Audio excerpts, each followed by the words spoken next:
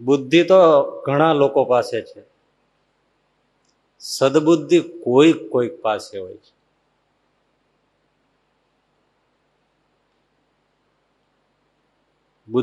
બુદ્ધિનો પાર નથી, સદબુદ્ધિની શોર્ટેજ છે. ભેદ બહુ મોટો છે.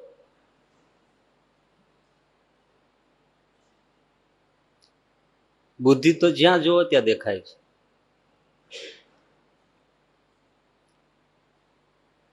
આ બધા આપણે બેઠા છીએ એટલે બધામાં બુદ્ધિ નથી એવું તો નથી, પણ સદબુદ્ધિ કેટલામાં?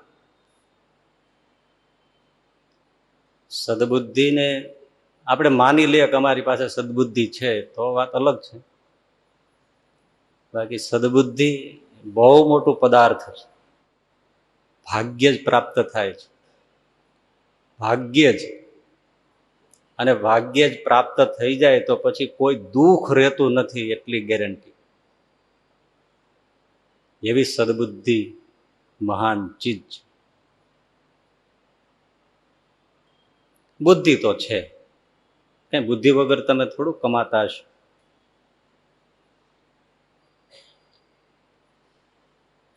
મેં એક નાના છોકરાને પૂછ્યું, તને અંગ્રેજી આવડે છે?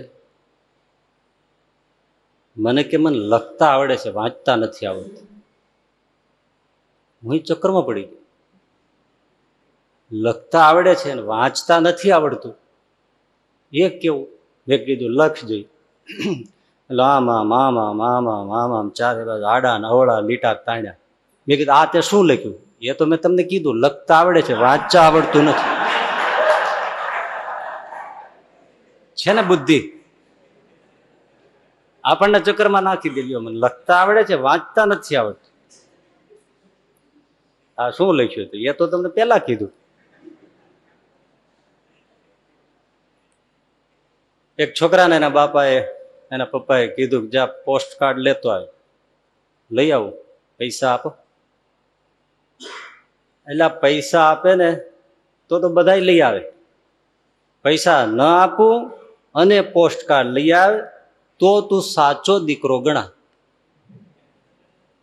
ભલે પપ્પા. ગયો, લઈ આવ્યો. લ્યો પપ્પા આ પોસ્ટ. એટલે આ તો લખેલો છે, કોરામાં તો સૌ લખે.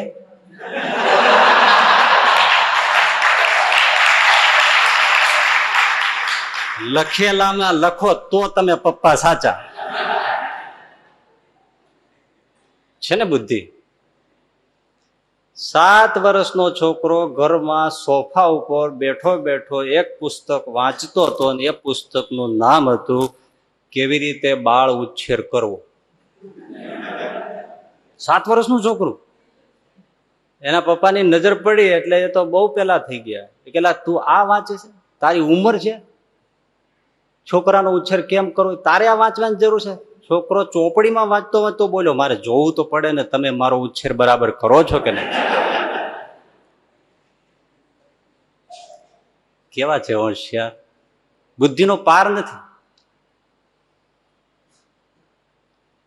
3-4 એન્જિનિયર ઘણી બુદ્ધિ છે ને, એને ભણ્યાનો મેળ નથી.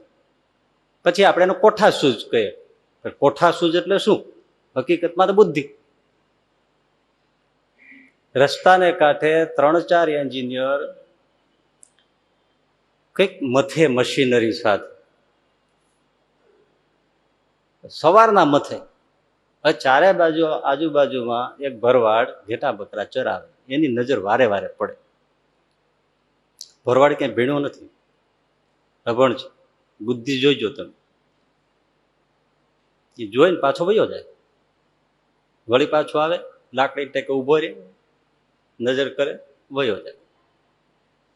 4-5 કલાકથી 3-4-5 એન્જિનિયર મથે કામ પતે નહીં. મૂળ વાત એવી હતી, એકદમ ગોળ ભૂંગળું, સ્પ્રિંગ સાઈઝ, સેમ સ્પ્રિંગ જેવું, 10-12 ફૂટ લાંબુ, એમાં પાતળો તાર એકદમ, એને સોસરો પાસ કરવાનો હતો. હવે આ 4-5 એન્જિનિયર મથે, પણ આ પાતળો તાર સામે છેડે નીકળે જ નહીં. જાય એની વાતે સાચી, ગૂંચળું ગૂંચળું છે સ્પ્રિંગની જેમ.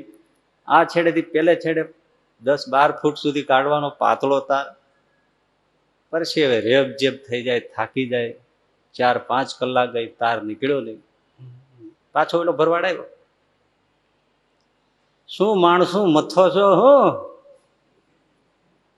એટલે ભાઈ જવા દે ને, ના કે આપણા જેવું કામ હોય તો કેજો.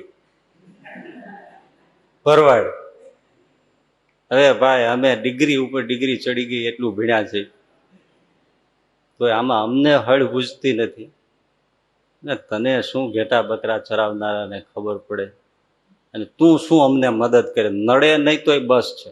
ના ના ના, એવો નહીં, માણસનો અવતાર છે તો કાંઈક તો આવડતું જ હોય ને,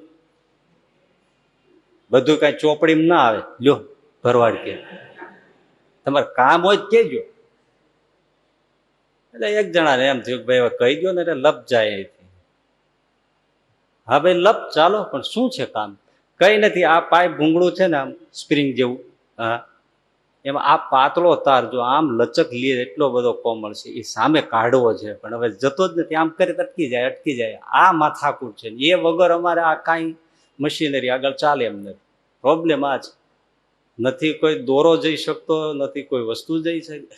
હમણાં નીકળી જાય, હમણાં ભૂલાઈ જોઈ રહ્યા કામવાળો શું કરશે, પણ એ ગયો, એક નાની ઉંદરડી પકડી આવ્યો અને ઉંદરડીની પૂંછડીએ પેલો તાર બાંધી દીધો અને ઉંદરડી મૂકી દીધી.